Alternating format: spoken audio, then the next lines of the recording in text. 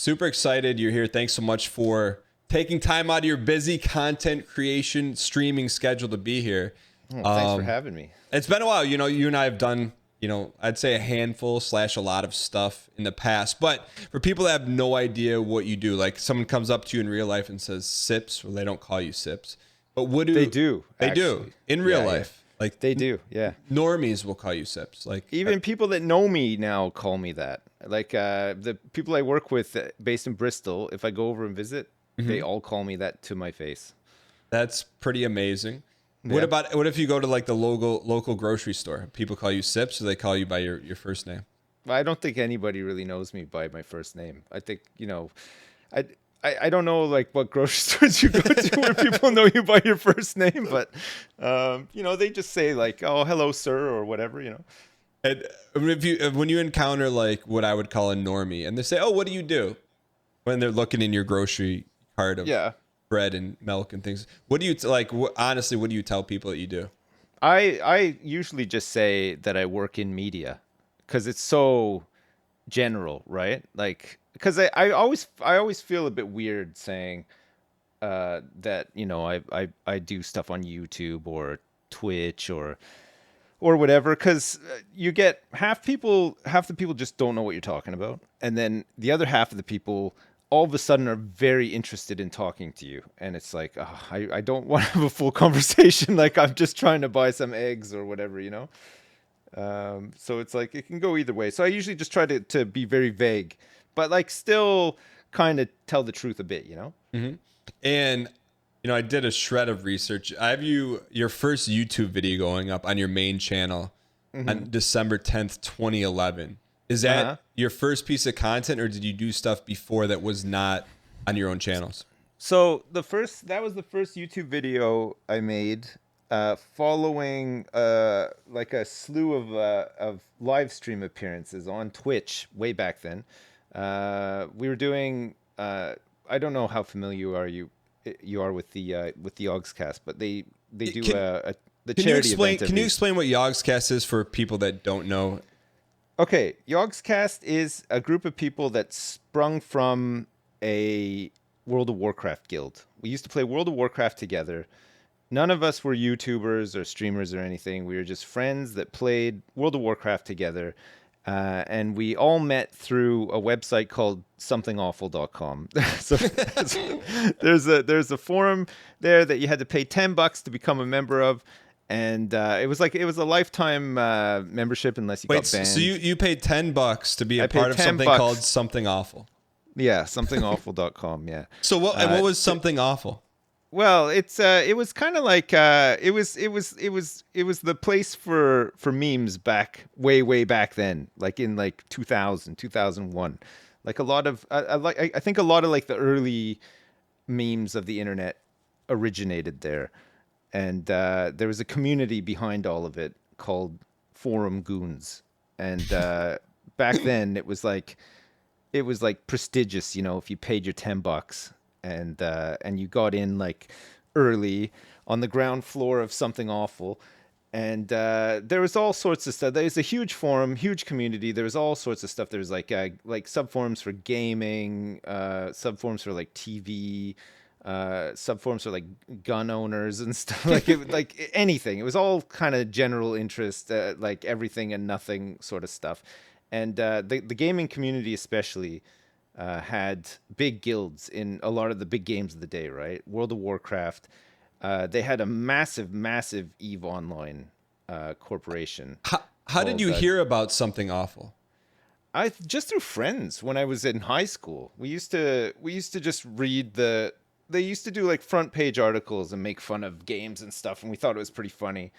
So I just heard through some friends at school, and we used to just kind of follow it and talk about it and stuff. Are there any memes that were legendary that are still around, or that people would know from Something Awful that was the origin? I don't know. I'm trying to think. Not really. Well, yeah, probably. I'm not sure which ones specifically originated there. Like if you go back and look, there's quite a few pretty famous ones.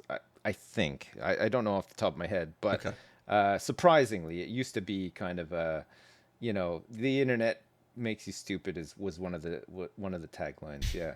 It's a rabbit hole. It's interesting enough to read about. The guy who started it all was an interesting read in and of himself, and just a lot of stuff that came out of Something Awful. I think was it the Tiny Tower, the mobile game, the Yeah. Tiny Tower one. Hmm. Those guys were goons as well. They started on Something Awful. They're one of like the breakaway forum people that went off and made something of themselves, sort of thing. And so Yogscast, we were a guild in World of Warcraft, and But you met, like, you're just a little Timmy in high school saying, I want to play World of Warcraft. No, I'm on this website, and this is the Something Awful guild. Yeah, so we were in a guild. So Yog stands for Ye Old Goon Squad. So we were on an RP server, and we were Alliance. So we were all medieval, humans, with and we didn't really role play, like we did, like, in public, but it was more to be around other people who role played, because we thought it was funny, and it was fun to kill them and gank them and mind control them off a cliff and all that kind of stuff. So we had a lot of fun, and we did a lot of raiding. We did tons of raiding. It was really fun. And then two of the guys that were in our guild sort of started doing, like, podcast stuff really early on. They started recording a podcast, and then they started making YouTube videos about World of Warcraft. And they sort of had, like, a bit of success with it. They had a bit of a following. It was more like a lot of the community would follow it and stuff, and it was pretty fun. And then they started playing Minecraft when Minecraft came out, and it just exploded. Like, they just got really, really big. They were like millions of views on all their videos and stuff. And in 2010, so it must have been 2011 actually. In 2011, I was asked to, as a friend of these guys, to do some stuff on a live stream for a charity event. Jingle Jam. I don't know if you've heard of it, but yeah. It started way, way, way, way back. It was run out of Lewis's bedroom, effectively, and Simon was a bit sick and couldn't make it, and he was looking for people to sort of fill in because he didn't really want to do it alone. So he asked me to do a couple of streams with him, and I did them. And he said that they were fun, and that I should think about doing YouTube stuff. And at the time, I was like, I don't even know what to do. I don't know if I'm interested in doing that. And he's like, well, listen, you can make money and you can basically play video games pretty much all day. And for context, where is this at in your life? Like, roughly how old are you? We just had our first kid. So my son was born maybe 2 days before this conversation. Okay. My wife was still in hospital.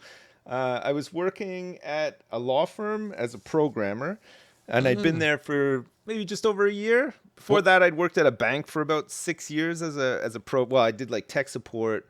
I did server support and programming there as well. What kind of programming did you do? Like, what language? At the bank, it was like old stuff. It was like old RPG, like IBM iSeries mainframe stuff. Oh wow! I used to debug code that was written when I wasn't even born, and fix, like, old programs that were written in, like, the 70s and stuff. And then when I went to the law firm, I was doing, like, more web stuff. Like, I was programming in, like, C#, and I did, like, a lot of database stuff. And was that self-taught, or did you go to university for that? No, I went to college in Ottawa for it.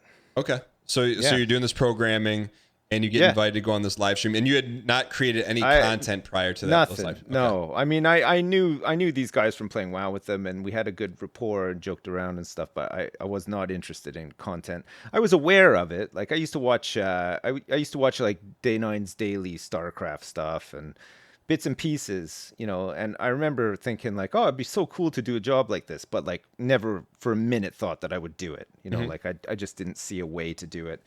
I wasn't, like, motivated to do it. But then when Lewis was like, oh yeah, we can promote you and stuff and see how it goes. It was insane. Like, he sent me some equipment, and, like, most of it I didn't even know how to set up. Like, I was just completely out of my depth. And he said, yeah, basically just play the game, record yourself, and then you can use Sony Vegas, the editing suite. Yeah. So you can use this, and edit your videos and just make like, 15 to 20-minute videos of your gameplay or whatever. Say what you want over top of it, and then post it, and you can make a thumbnail and stuff. So I started looking into YouTube and like the back end of YouTube at the time, and it was interesting enough. And I put up my first video, and because it was being promoted by these guys who were already really big, my first video got like overnight. I had like 40,000 views or something, and Which I is was incredible. like, "This is insane! Like I've never known anything like this." And then from there, it was just it just took off. Like I was just really lucky, just really in the right place at the right time, and it just sort of turned out pretty good. I mean, I'm still just playing games all day 12 years later, so there you go. I mean, we're at the point now, you talk about creating content for 12 years. When you started this, you just said you just had your first son, you're married. You're like, what do you tell your wife? Be like, hey, I'm just going to make videos. Like, when was the moment where you went to the bank and you're like, all right, I'm out of here? No, we were pretty sensible about it. Like at first my wife was like, I don't know what you're talking about. I don't know how this makes money. It's like you're speaking a completely different language to me. I don't get it. But if you're having fun doing it and it's not like impacting our lives in any way, then just, go for it, sort of thing. So I was like, yeah, okay. And then after a while, like it took a little while to get paid in the first place because it's all so delayed. There's like a 2-month delay, or there was back then. I don't know if it's the same now. But so like I didn't really have anything to show for it, but I was trying to put out a video like every day, even back then. What was your motivation to do that? Saying like you kind of needed to get jump started to even want to do that? Like I could see the numbers, and and because they were so big to start with, I thought, well, this has got to turn into something. Like this is not like 10, 20, 100 views. Like you're talking like, tens of thousands. Like some of the videos were like hundreds of thousands of views. I was like, it just blew my mind. So I thought I'll try it for a bit, see how it goes, and then just like reevaluate then, sort of thing. And then this was going on for months and months and months, and then finally I started getting paid, and my wife was like, where's all this money coming from? I was like, I'm telling you, it's from all these videos. She's like, there's no way you're making money from putting a video on the internet. It's like, it's crazy, I know, but it's working. And then I was like, I should quit my job and do this. And she's like, no, there's no way. Like it's not safe, it's not stable. Like if you want to do it on the side, fine, but like there's no way you can just quit your job. And I said, well, listen, we'll leave it a couple of months and see how it goes. But if I can get to the point where I'm making as much on YouTube as I am at my job, then we should make a decision around that, sort of thing. And she was like, yeah, okay, if that happens. And then like 2 months later, it happened. I was like, well, look, I mean, if I spend more time doing this, I can just make more money this way than I would ever be able to at a job. And she's like, okay, fine, let's try it. And I said, look, I'll do it for like 6 months. And then if it doesn't work, I mean, I'll still have like relevant skills and stuff. I'll just be able to go get another job or whatever. Like, it's fine. Like, I'll just walk away from it. But it never happened. It was always really consistent and just really just decent money. It was it was pretty good. I just started slow. I rented an office, like just a small office space that I was working out of 1 day a week, one full day a week. So I do a lot of my recording and editing on that day. And then for the rest of the week, I would work at a job.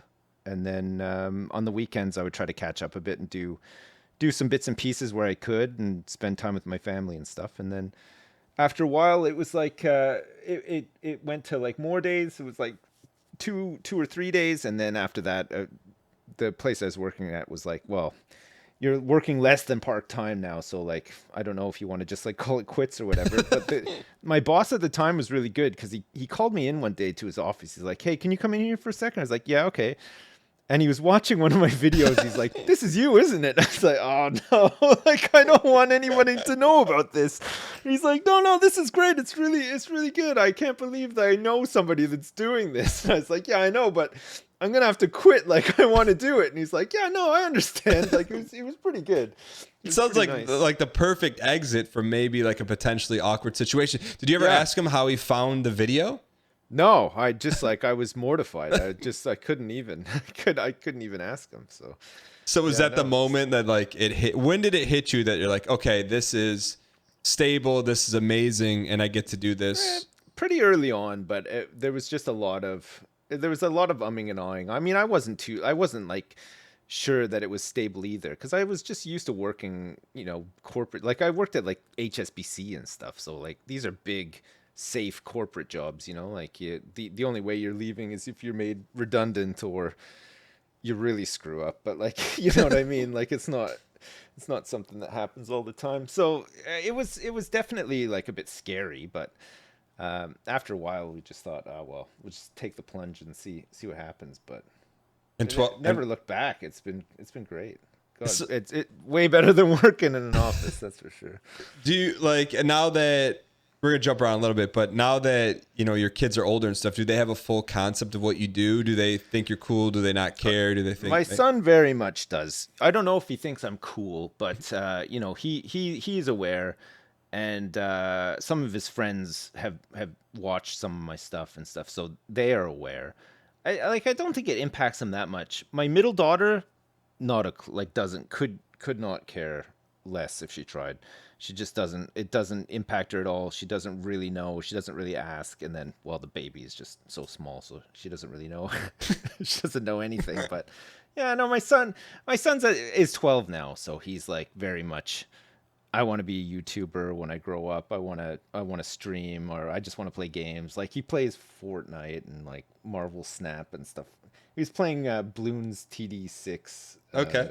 this morning. So he's into games. He likes gaming, but I don't know. It's a weird one when kids say that they want to do it because you don't want to discourage them. So I'm always like, oh yeah, that'd be great, but like I don't know. It's not Y- easy. Like I'm not a kingmaker. I don't think I'm big enough to make somebody big. Like I think you'd be disappointed. When your son says that, hey, I want to be a YouTuber, I want to stream on Twitch, what do you say, and what are your true thoughts on, like, do you want him to do that? Do you know the road's going to be Uh, rough, or like what's your I want him to do it if he's ready to do it. I think you got to have a pretty thick skin to do a lot of this stuff.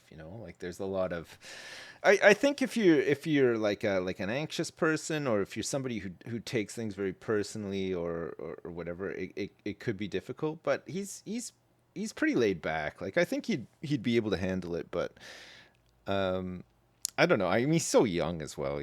Like I want him to do kind of. I don't want him to be 16 or whatever, and then just be on YouTube, or like a big YouTuber at a young age. Like why I not? kind of well, because I want him to like get a part-time job and like just do kid things. Like if he decides to do it like in his 20s or whatever, like it's a bit different. But I don't know. I feel like I feel like you sort of it's a very um all-encompassing thing, right? Like it really wants all of your time, and if you're not good with your time, or if you're young and you have no concept of time, it can like swallow you up, right? Well, I feel like it could.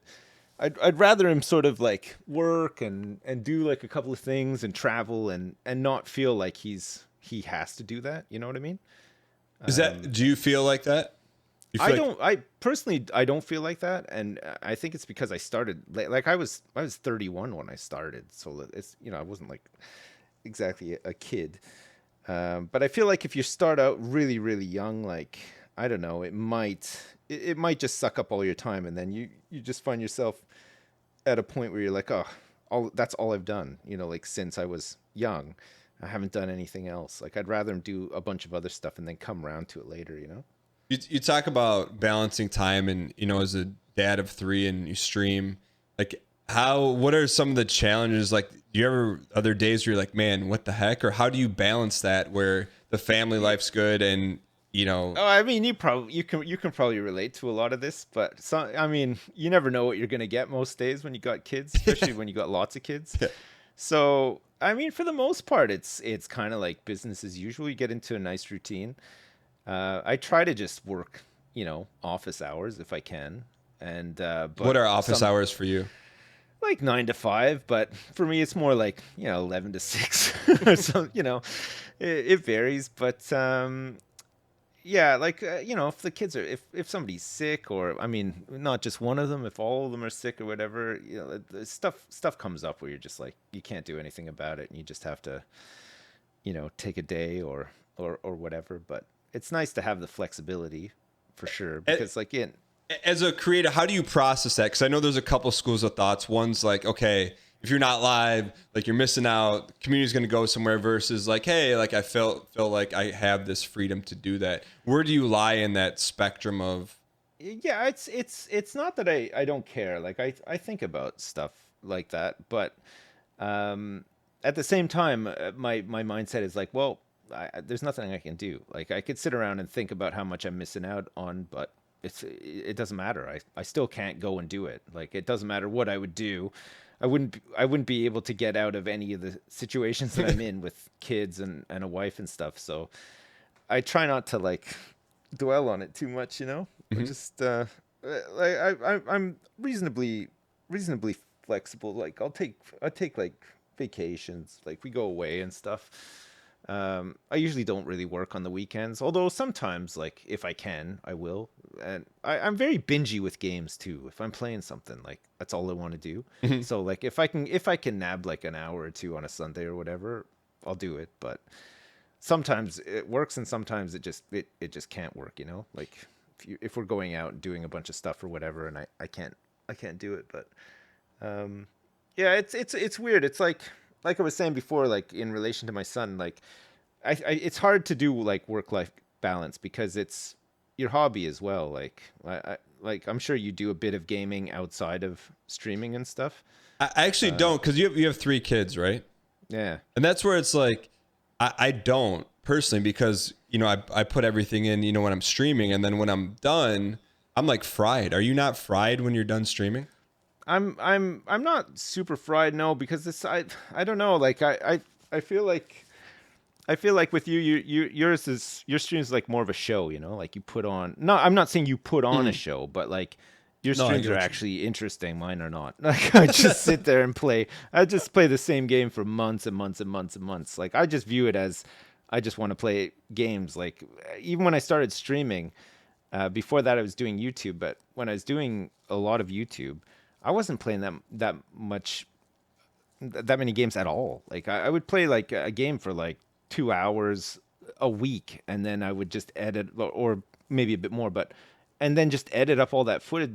The editing of the footage just took forever. It was like 80% of my time spent, and then in the end I was just like, man, I just want to actually play more games. I don't want to just like edit stuff all the time. So When did that get shift for you from like, all right, hey, you're um doing these like incredible videos on YouTube, to start shifting your time to Twitch to be like, yeah, well, when I was doing those incredible videos on YouTube, I went through a period when I was doing we did like a lot of Minecraft to start with, and then kind of burnt out on it pretty quick. I think like our setup was like we all had our own channels, and then the main Yogscast channel, we called it the main channel. We would sort of go roughly by what they were doing at first because it made sense to, right? Because you'd get like a lot of crossover views and stuff, So if the main channel was doing a big Minecraft series, all of our own channels were like, we should do that too, because then people have more to watch, Like they might want to see the different perspectives or whatever.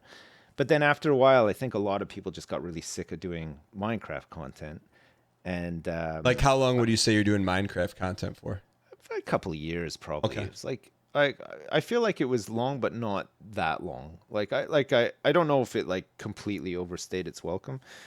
But What, I definitely wanted to do other stuff, so I was playing a lot of different games, and there was a point where it's probably the best that the YouTube channel ever did. I had 4 series at the same time, so I had 2 videos going out every day, oh my God. rotating around these 4 series, And and you it were was editing the videos yourself, or you had help? yeah. Oh my No, I gosh. was editing all the videos myself, and that at that point I was like, man, this is so much. Like I was trying to cover for like going away and stuff, because we used to we used to go away like a fair bit at first, like to like BlizzCon and like other events. Like we'd go to like conventions and stuff like that. Mhm. Early on, like we kind of going to everything because it was all new, right? So everybody was like, oh, we got to go to conventions and we want to go to BlizzCon and we want to do all these like game things that we never thought we would be able to do, sort of thing. Because early on as well, we were like, man, how long is this going to last for? Like we're probably going to do this for like a year and then we're done. So we might as well try to do all the stuff we can. But I was playing Skyrim. I was playing Don't Starve. I was playing a game called Game Dev Tycoon. Mhm. And I've got my chat open. Remind me of the fourth one. I cannot remember. That sounds like 2012ish to me. Those games are. It must have been around 2012, 2013. And Minecraft.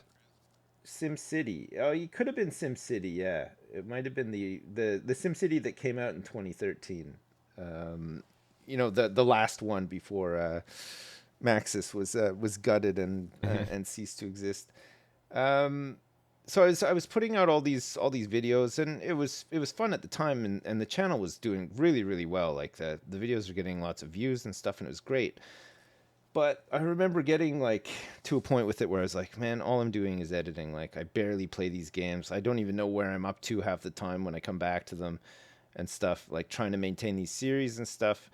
And so like I scaled back a little bit and I was doing some other stuff. And I think at one point I started dabbling in streaming and then kind of devoting like afternoons to streaming. So I do like recording and editing and stuff in the morning. And then in the afternoons I would stream.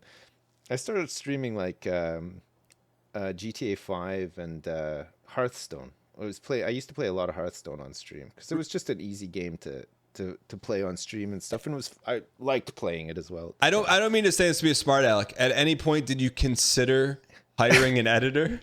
No, well, I didn't, but Why The not? Office You ever, like... was well, it was just it was just partly effort and then partly just complication, like I just didn't really know anybody that could do it, and I wasn't really interested in reaching out to like trial editors or whatever. But luckily, because we were in such a big group, the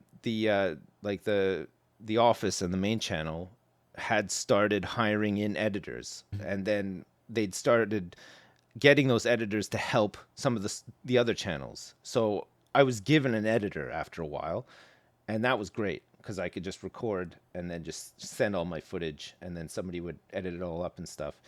And it was much easier. But this was like much later. I feel like this is like maybe 2015, 2016. So like 2012ish, you have two videos going a day.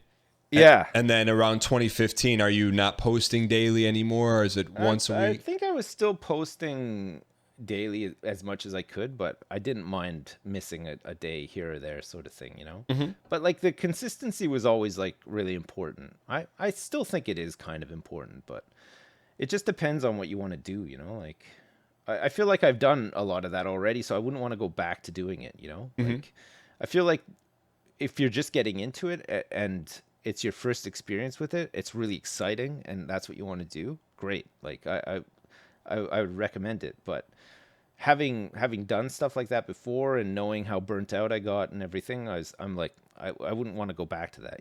Like I like the pace I have now because it's like it's pretty lazy. I mean, but I enjoy it though. Like it's pretty chill. Like I've been playing a lot of Farming Simulator, which I know a lot of people think is really dumb. And it is kind of dumb, but if you enjoy it, your really audience fun. is enjoying It's it. Satisfying. Well, I don't know if they do, but I certainly do. Do you ever worry? Are you ever concerned with that? Where it's like, okay, I love this game, but the audience, like you do a temperature check on the audience, and it's crickets, and you're just like, I'm just gonna keep going. What is your take on how you? I've had a couple. I've definitely had a couple games like that. I've played a lot of like Dota 2, which I don't think anybody wanted to watch me play. I played this other game called Lost Ark. You ever see that one? Yeah, the MMO? Yeah. I played that for a bit. I kind of binged on it a bit when it came out, and nobody really wanted to watch it. So do you see your numbers slowly plummet, or does it not matter what you play? You're still gonna have the same audience there. There's definitely like a sort of like loyal, consistent bubble of people, and then there's no, I'd say not, but like some people are very much like, I don't want to watch this game, like but I'll watch this other game. You know what I mean? So like, I don't know what the ratio is, but yeah, I mean sometimes you're like, I just want to play this game, and I'm happy that I'm playing this game, and I'm happy that I don't have to worry too much about low view counts or whatever. And then sometimes you just turn up and you're like, oh man, these are really low view counts. Like I should really just play something else or get interested in something else. And like I think for the most part it's worked. Like I've tried a couple of different things and stuff, but it's weird. There's not really there's a science to it if you like, but I mean, all this. You do all this stuff probably. I'm sure you look at stats and stuff or have done in the past, and like, I don't know. Well, that's why I want to talk to you. A lot of it seems really random, Because I feel like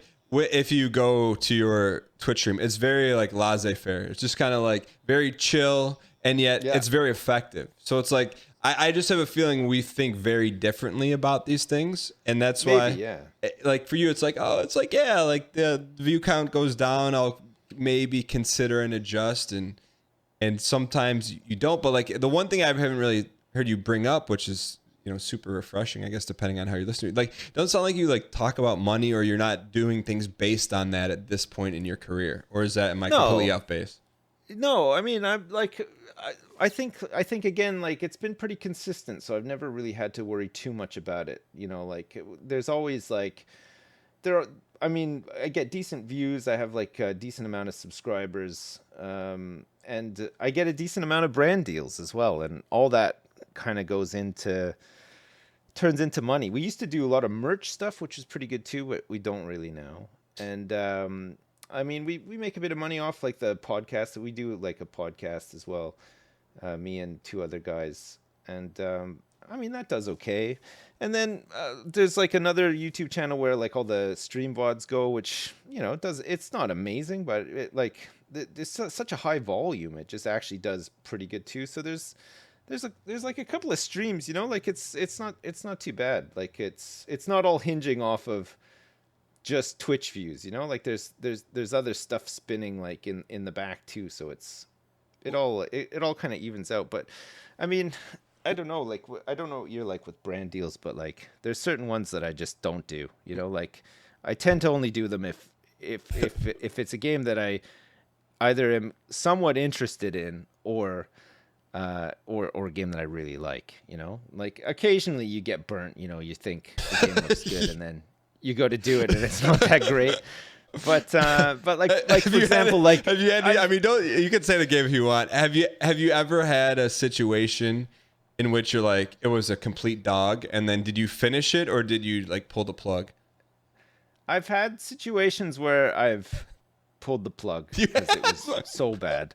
And then other ones where I finished it, but I don't even know how I finished them. There's definitely a couple. I won't say the names or whatever, but I mean, I'm sure you've had brand like offers for like Raid Shadow Legends and like the staple ones. Like I don't play it, so I would never do it. You know what I mean? Like I'm not saying that like people who do them are bad people or whatever. I get it, but like I'm lucky enough to be able to pick and choose to an extent. Yeah, no, it's not so bad. I was looking for your VOD channel. So you have 209,000 subscribers on your VOD channel, and then 1.7 million on your main. And that's like, for me, when I'm looking at some of your videos, like in the heyday, I mean, you're talking like hundreds of thousands of views. So from a monetary standpoint, like, is that, I mean, the way I kind of look at it, because I've never got to that point on YouTube, but I'm always trying to like crack the code and work on it. At some point is like, you're just printing money. If you're putting out 2 videos that are hitting hundreds of thousands of views. I mean, it wasn't like, I'm not like, it wasn't printing money, but like it was doing pretty good. Like I said, like back when I was doing those series, I was probably like I think that was probably like the highest point I hit on YouTube. Mm-hmm. And again, it's like one of those things. I didn't really. I was just playing games that I really liked at the time, and I think they just came across well. You know, like some games just do good, and some really don't. You know, like even if the game is good or whatever, like I think it's. I feel like the random part is what people are up for watching at the time. You know, and then you just hit like a sweet spot with a large volume of people who all want to watch it at the same time. But with YouTube, the algorithm is the big thing as well, right? Your visibility on it. So like, if you're playing something, you want to get all of the you want to get all of like the search terms hitting so that your video comes up first, right? Because if you search for something, oftentimes you're just going to hit on the first thing that comes up, right? Especially if it like matches with what you're looking for. So, but I think I don't know. I'm don't looking know. at your YouTube channel. I don't know how to game the algorithm at all. I've never known how to do it. But also, I feel like certain things will work against me because I'm quite like sweary and stuff as well. So I think a lot of my stuff will get buried, at the bottom of some of these lists. Like Yeah. I don't think it's a view thing because sometimes you see, videos that don't have a tremendous amount of views coming up, first or second in certain search terms, which says to me, well, not a lot of people are looking for this stuff. Like, and then when they do eventually find it, those are the ones. But like, I mean, if you search for like big things, like GTA or like Minecraft or whatever, if you can come up first in a search for that, I mean, it's a huge right? So I'm looking at your YouTube. I was just laughing at some of the titles of the videos. I mean, they're like all lowercase, just hilarious little quips. But what I was gonna ask is what is your approach to YouTube now that you have two channels? So you have a VOD channel that essentially is all of your Twitch streams chopped up in easily digestible formats. Yeah. How do you treat your main channel with 1.7 million subscribers on it? Well, I mean, it's a travesty, really, because I just don't do anything with it. Like the guys in Bristol have tried to get people into like put clips on or whatever, but like it works for a little bit and then it just kind of like trails off. And now I don't think anything is happening on it now. I mean, with the changes in Twitch, I could probably co-stream to it, but I just, you know what I mean? Like I've been on Twitch for so long, I feel like I'm fine where I am, like there was somebody today that has been subbed for 114 months. Well, how does that make you feel? How do I turn around to that person and say, just going back to YouTube, you know what I mean? Like, I think when I switched from doing YouTube to Twitch, it's the same thing, but I just wasn't aware of it as much back then. And now, like, I'm a bit more aware that there's some like, but like there's a loyal base here, that I don't want to like just completely alienate straight away, sort of thing. So I don't know. Yeah, so you talk about having someone subscribe for that long. So you've been around the platform for over a decade, and there's always interesting news, via Twitch going on. Whether most recently layoffs, things of that, just all kinds of stuff is always changing with the landscape. How much do you think now, having been in the business for over a decade, you have a family? Like, how much are you concerned about Twitch as a platform if things were to happen, or you're not even worried about it? Well, I mean, I'd be worried about it because it's a change. Like, it wouldn't ruin me. Like you said, I've been around like a long enough time, sort of thing, where I'd have a decent amount of time to get myself sorted, if I had to. Like, I mean, talking like worst case scenario. What would you do? Let's just say like worst case scenario. There was no money. You were never getting paid again on Twitch. Well, I was gonna say first worst case scenario is they pull Amazon Prime or Twitch Prime. Oh yeah, Prime. Yeah, that would be pretty big actually. But anyways, let's say you wake up tomorrow and you go to Twitch and it's 404. What are you doing? Honestly, like I'd probably just take some time to I take a little bit of time off, have a little think about what I wanted to do, and then probably just rotate back into the real world. I'd just get a job somewhere to start with, and then just figure it out from there. But so you wouldn't be like, all right, let me find out how to redig this thing out. I love this job honestly, so much. If Twitch just disappeared tomorrow, I would probably just start streaming on YouTube. Okay.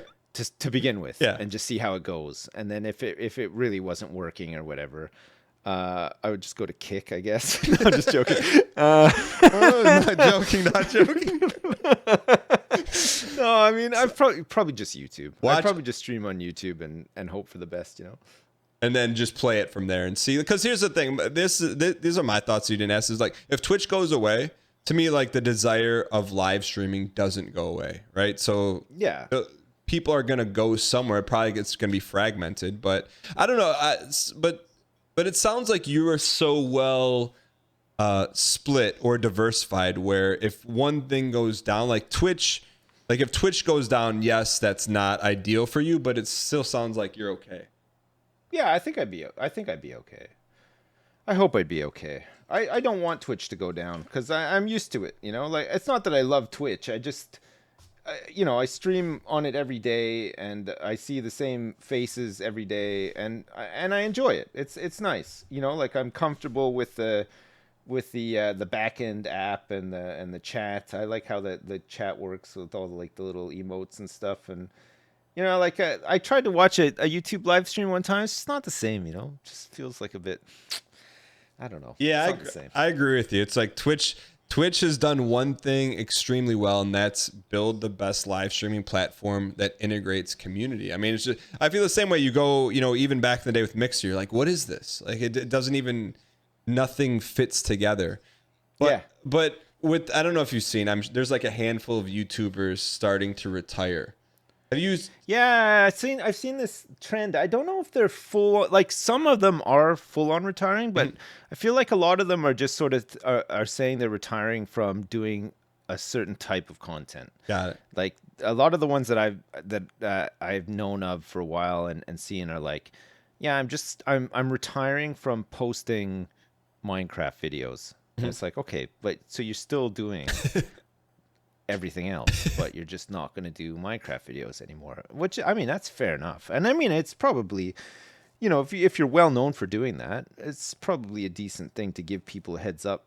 I mean, in the past, I've just stopped, which is not very nice, but, you know, I don't know. Like, I think I'm a bit more like knee jerk with some of this stuff, you know, like when I'm into something, I'm really into it. And then when I'm ready to move on, I just drop it.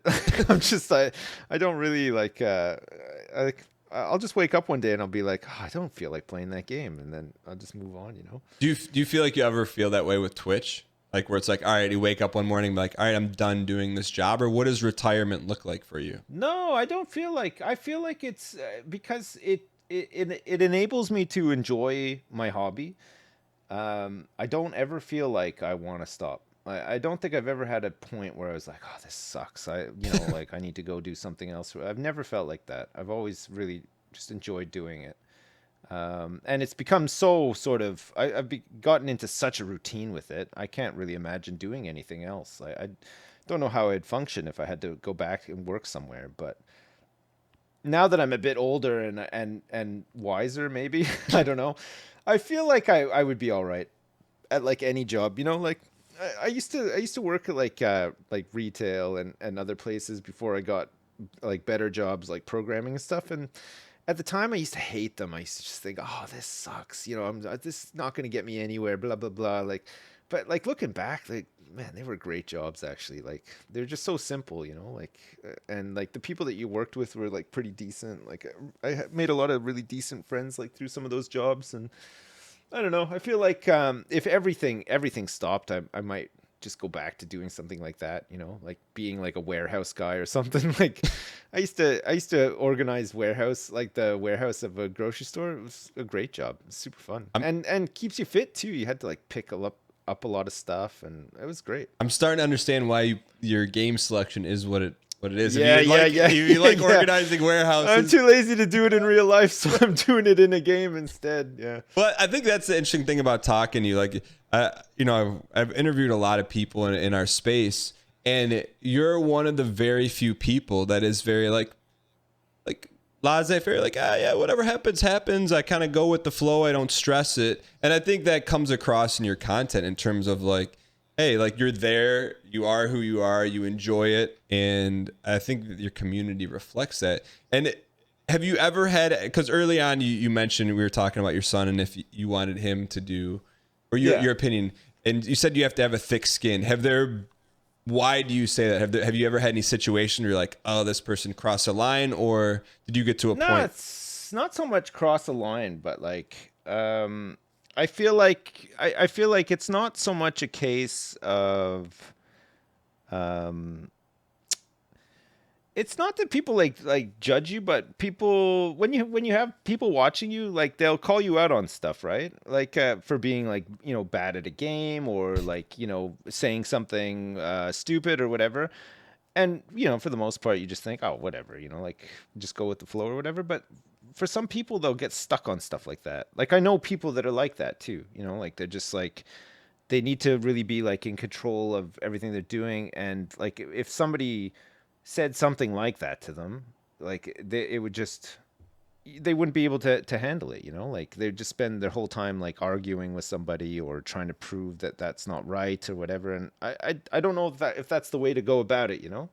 Like I think I think a lot of it is probably just done in jest, and I think if you can just kind of roll with the punches a bit and have a bit of fun with it, it makes it a lot easier. I think that's what I mean by thick skin, you know, like I don't mean just sit there and just take like you know, mountains of abuse hurled at you sort of thing, but like I think kind of like going with the flow and not reacting too heavily to it, because I don't know, I feel like I know people that would react bad, you know, and I would feel sorry for them, because like I think you could get yourself whipped up into a real state, you know, like with all that. Are there any comments or any like zingers that stick out to you? Like this was the one that didn't get to you, but at least one you remember, or for you, is it all just water off the back? Yeah, it's mostly water off the. I can't think of anything specific. It's the age old though, you know, like you talk to other content creators and they're, you know, they have to disable comments, or they don't read comments, and they won't read this and they won't read that, and it's like, yeah, I get it. Like it's not always pleasant. Um, but again, like, you know, you got to consider where it's coming from a lot of the time too. You know, like you don't know who they are, and there's mountains of positivity in there too that you just ignore, because people just tend to focus on, you know, the handful of negative things that are said to them, because it's, I guess it's an ego thing or whatever, right? I mean, we have to be. I don't know. I don't want to make any rash statements, but we have to be probably a small handful or maybe a large handful of people 40 and over on the platform on Twitch. Do you get like a daily Well, like? you're not 40 yet, are you? Yeah, I just turned 40. Yeah. Come on, yeah, man. I know. But like that, you have to get like people that will randomly click in and will they say something about the old guy? Do you get the old guy stuff? Oh yeah, all the time. Yeah, I just say that I'm 26 years old. And I don't know what you're talking about. I feel like that's a reasonable reasonable thing. You can have a lot of fun with people though too, right? Like I love doing like I do I like I don't know if you do stuff like this, but like I love when somebody asks me a question and then I answer it, and then somebody asks me the exact same question like two seconds later, and I give them a totally different answer. I love that. I just love like little things like that. You know, it's fun. So you've been doing this for 12 years, like, and it just seems like for you, like, do you ever see yourself like barring, you know, making it your decision, right? So not something happens to a platform.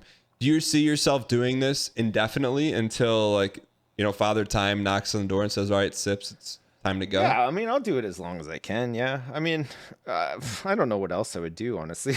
Like, I just like, yeah. I mean, I've got a perfect excuse to sit around and play games all day. So like, yeah, I'll just do it as long as I can. And then if it gets to the point where really it's just, you know, I think I would always just do it anyway, though. Like, even if I had to go back to work or whatever, I would just do it like in my spare time or whatever. I'm so used to doing it now, and I like doing it. There's certain games now that I wouldn't play without streaming them. You know, like I don't know if you have any like this, but like I guess if all of your gaming is done on stream, you kind of stick to the stuff that works for your format though too, right? You Yeah. play like a lot of roguelikes and stuff, right? Yeah. You know, and I think we have different takes. Is for me, it's like playing games off stream. I'm like, man, like I should be doing this on stream. But I just don't really ever play anything off stream. But it sounds like you still, you know. Yeah, I dabble. I went through a phase just recently where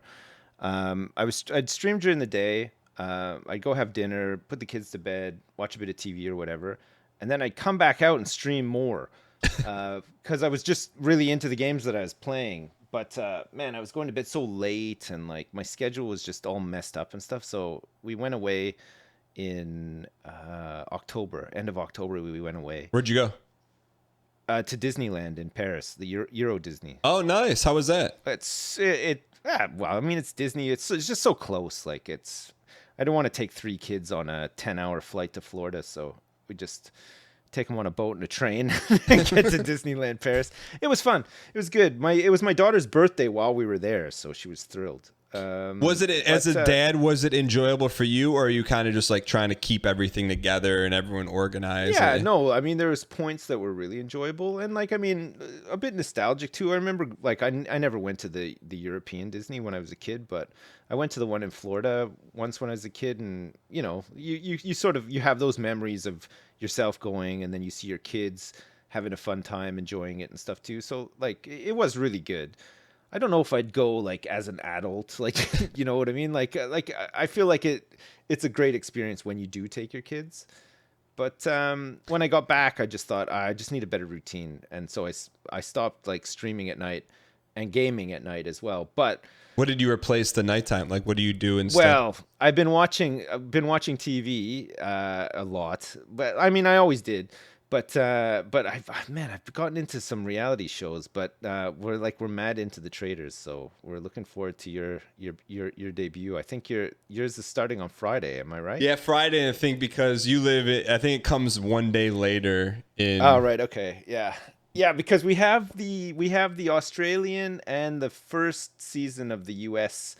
Traders available to us. So I'd imagine season 2 will get straight away as well. But our season 2, the UK season 2 just started. We're about 5 or 6 episodes in. It's been really good. So you're enjoying it? Oh man, it's great. And we watched the UK got Survivor. Okay. Yeah, I heard that was a really big deal. Like you haven't had it forever. We haven't. No, yeah. They tried it in 2000 and it just didn't work. And so this was kind of like a reboot. And it was really great. We loved it. It was so good because I hadn't watched Survivors before, Survivor. Sorry, I was vaguely aware of the format. I remember it being on TV when I still lived in Canada, and I remember my parents watching it and it being a big deal and stuff. But I never got into it. I just never really liked the look of it. But so I started watching this, and it was great. I'm super biased on Canadian entertainment products. Being like which way? Like not as good as the American version, you know. So no, I mean I think that's everywhere though, because I'm the same. Like on paper, I should really enjoy the U.S. versions of shows, but because I've lived in Britain for so long, I prefer the UK version. Well, that's what I was going to ask. Like, are you where you live, right? So you're from Canada. You now live in the UK. Are you, when you watch UK TV, is that TV to you? And then when you watch American TV, are you like, well, this is like TV on steroids, or what's your perspective on that? It's just different because I think the formats are different. They just cater to different cultures and stuff too. And I think the American stuff tends, from what I've seen, I might be wrong because like I don't consume like a tremendous amount of this stuff, but the American stuff seems to go more towards like celebrities, whereas the UK will have a season of like a celebrity season, but for the most part it's just normal people, you know. And I'm not saying it's better or worse. I think it's just what you're used to and what you prefer. And it's a lot more accessible for us too, right? Our own versions are on our own TV, you know, like the US version we'd have to dig a bit to find it, sort of thing. So when I was in Scotland, I could never wrap my head around, there was a television show that everyone loved. It was this dude sitting in this royalty chair, and he would give people things to do, and I'm like, I don't Taskmaster. Yeah, I'm like, I don't get it. And it was like, I didn't understand what the premise of the show was. And it just looked like a and this is a completely, American take on it, but like the camera Yeah. looked not as good as Yeah, I know. Yeah. but that's just It's life for you. You're just used to it. it's a different format. Over here it looks good because I think it's like the formatting is for like the delivery or whatever. But I guess if you were watching it in Scotland and it didn't look good, I don't know. What are you watching TV on? But like when you watch a show and the camera on the UK traders is like, it looks like movie quality, right? Like it's a really nice shot. But when I was watching Taskmaster, I'm like, man, Sips was using his at-home, camcorder to film this thing. I don't know. I mean, I've watched Taskmaster. It seems pretty good. I mean, a lot of it is filmed not in the studio, right? Like they go outside. They have like a little house that they do a lot of the challenges and stuff in. So yeah, maybe. I don't know. Like I don't know about the quality. I know there's like different formats and stuff, but like I feel like if you were watching a UK show in America, then I would be like, yeah, oh yeah, I can understand. But if you were watching it in Scotland, it should have been like what we're used to. So I don't know. Maybe we're just like behind or something. I don't know. Would you ever consider doing a traditional television show or reality TV or unscripted, anything like that? Does that have any interest to you whatsoever? I think I would give it a try, I guess. I was talking about this earlier. I don't know if I'd be any good, but I wouldn't mind trying. Like, I don't know. The experience would be pretty fun, I guess. Especially if I could do it with like people, like friends, people that I like, like I don't know how like I don't know how like you went on Big Brother and you met all these people for the first time, but then had to like share space with them and stuff. Like that would drive me crazy. Like I feel like I'd be okay for a couple of days and then I'd just be miserable after. Like I when you went to university, did you live at home or did you live in dorms, or you've no, never had home. that? I was at home, yeah. So I never really had to. I never really had to sort of like lump in with people, I was in like Cubs and Scouts and stuff. Like we went on retreats, which was fine. I didn't find it like too hard, but I'm like it's more like as an adult, Like I feel like I'm much more aware of like social stuff, like I would feel like awkward about, or I don't know. It's a weird one. You didn't have like any problem, just like going to sleep every night in like a big room full of people and stuff. Like I guess it's one of those things you never, up until you asking me this question a decade later, I've never even really thought about it. I just feel like it'd be such a weird experience. Like, how did they all smell? Like, did that room stink big time, like every morning, or what? No, I mean, I don't know. And I think this is the interesting thing is like, I'm asking you questions about like, hey, how do you watch the television shows? And I can't fathom how you do that. And you're asking me like how I sleep with a bunch how of does strangers. the Big Brother house smell? Yeah, sorry. It's always something I've always wanted to know. I mean, it's, I never had an issue with the smell. The only issue I had was there was one private bathroom and one public bathroom, and the private was very private. Like you didn't, so there'd be like 15, 14 people using one toilet. So I'll let you, let your imagination run with that one. Sure, yeah. And then, but so the private one is away from cameras, so you would go there to like. No, it still was on camera, but you had to have like permission from like the king of the game to go access it. But right. But anyway, speaking of things not smelling great, you mentioned going to conventions and you were excited about those back in the day. Back in the day, yeah, for sure, yeah. When's the last convention you went to, and are you ever going to go to another one? The last one I went to was to CoxCon. Jesse Cox, you know Jesse Cox? Yeah, I don't know him, but I know who he is. Yeah, so he used to do a convention in the UK. He's not UK based, but he would do a convention in the UK called CoxCon. And I went to two. I went to one, I can't remember what year it was, but Total Biscuit was there, so still alive. And the second one I went to was right before COVID. I think it was like the summer before COVID hit. So that would have been the last thing I went to. But before that, it was years. I didn't go to anything for years and years and years and years.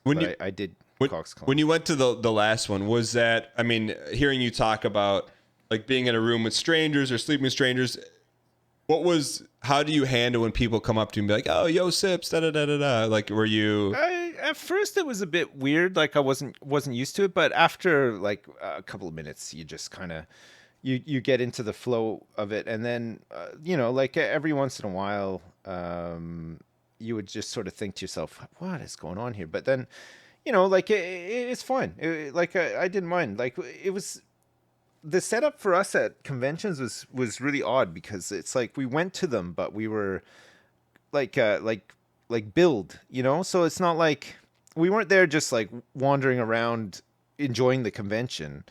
We were there to like just sit at tables with people wanting to like have things signed and stuff, which it was fun. It was fun to meet people and see people and stuff, but it's so bizarre at the same time. Like I would never would never queue up to get something signed by somebody. Like within reason. Like at one convention I went, I saw these two soap stars from like a UK soap that my wife watches. They were there, and it was like, but you had to like pay money to get like a picture taken with them and stuff signed. So I queued for that because it was kind of funny. Because when I got home, I was like, "Hey, look at this!" My wife was like, "Oh my God, you got to meet so and so and stuff." It was pretty neat.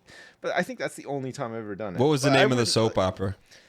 It's a soap opera called EastEnders, Okay. and yeah, it's based in the East End of London, and it's like I don't know if there's any U.S. equivalent to it. It's not like it's kind of like gritty, like it's not like Days of Our Lives or like Young and the Restless or whatever. Like it's not like a glossy soap, It's like I don't know Like how to back explain it. alleyway, knives, drinking beer.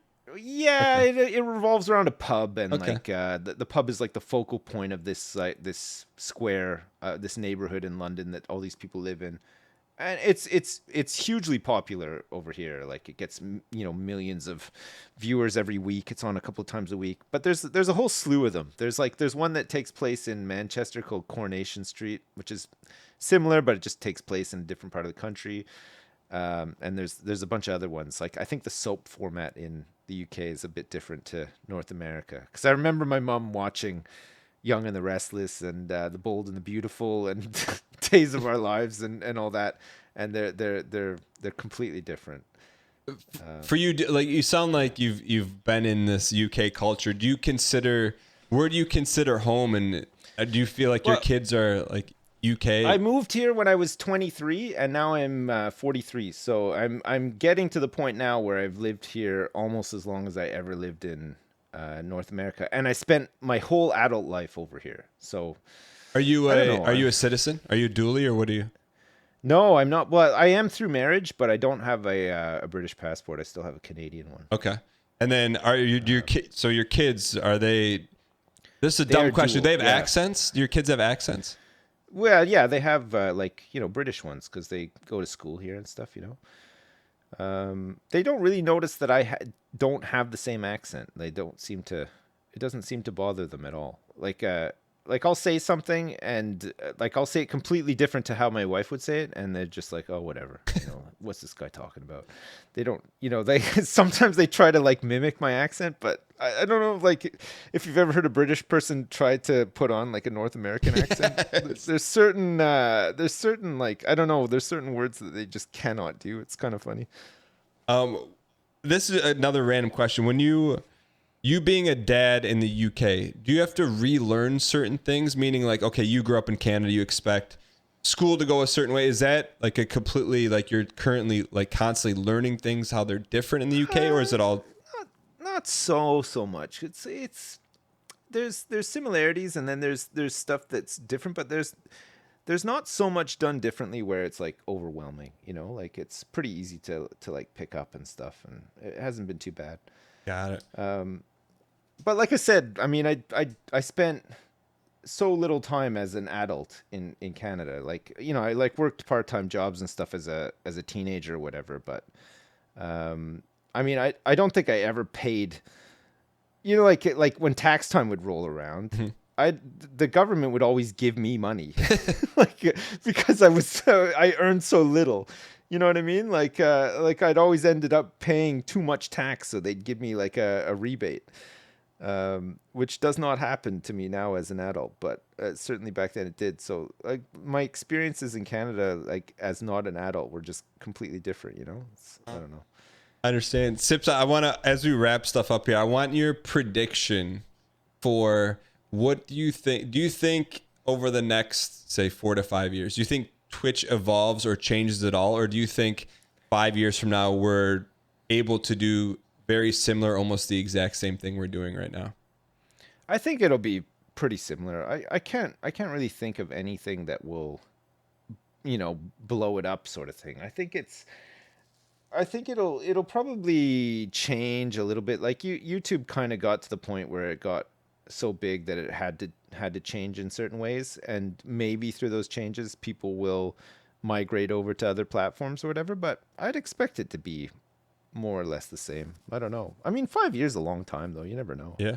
What's going to happen. Sips, you have a lot going on in terms of podcasts, live streams. Can you tell everyone where they can find you and when you're live on Twitch and everything you're working on? I stream on Twitch most like business hours, UK time. It's like GMT.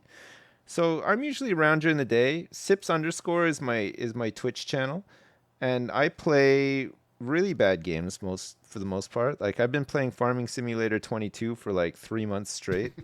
But Can someone come in? Can I come in? And I can open it up if you want to come in. No. I meant, can I come in as like someone who's never watched you in your farming stream and have an idea of what's going on, or am I going to be completely lost? You might. Well, I mean, it's a lot of it's like just farming stuff, right? So it's not super complicated. You're just kind of like mowing a lawn, effectively. You're just doing it like a million times at certain seasons of the year. But the interesting thing about it is when I started playing it, we did this rags to riches thing. The goal is to make $1 billion on a farm, which is impossible. Like I don't even know if I can do it. But we started with a shovel, a wheelbarrow, and like a whippersnapper, like a weed whacker. Yeah. That's it. That's all we had. Okay. And the first time we made money, we whippersnapped some grass and we shoveled it into a wheelbarrow and walked it all the way to the store, and we made $20. Okay. And now we have millions and millions of dollars worth of equipment that we've bought. Fields everywhere. Like we have. I sold furniture that we've been making in our sawmill. A year's worth of furniture. I sold it today for like $300,000. Oh, it was nice. It was good. I can feel the passion as to why you've been playing this farming simulator for 3 months. What if you had to liquidate? If you had to, like, what's your balance sheet right now? Right now we had about $20,000 in the bank. But I mean, it's a lot of it is like assets. The wealth is all assets because we have tons of like machines. So are you going to consider $1 billion in liquid or $1 billion with assets to? I think chat is expecting $1 billion in liquid, okay. But realistically, I think it's got to be a net worth thing because I don't know how I'm gonna have $1 billion just sitting in my bank. Like there's always something to buy. There's always something that you need to enable some more production or some more money to be made, right? So like, as soon as we have enough money, we spend it on something new. I'm invested now. I'm going to be coming in like, hey, give me a liquid update, give me a balance sheet update. It's I will happily provide it. We downloaded a mod today which shows how much money we have sitting around in products, and it tells you the best month to sell it in as well. So we have 2 warehouses full of pallets of like furniture and canola oil and clothes. We're making clothes. We planted this massive cotton field that we're going to harvest in November, which is just like a couple months away, like in game sort of thing. Oh, it's wild. And this is why people love watching Sips on Twitch. Like, he just went on a 2-minute rant about his virtual farm and Sips. Thanks so much for coming on. You're on a podcast too. What's a podcast that you do? It's called the Triforce Podcast. It's with me and Lewis, who's the one of the original founders of the Yogscast, and another chap called Pyrian Flax, who you might know if you watch or play Dota. He is a commentator for Dota. He's usually at TI and stuff.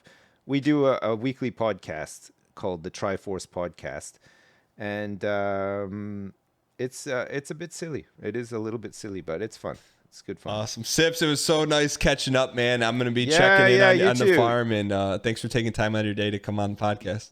Yeah, of course. Thank you so much. All right, Sips, I'll talk to you. Bye.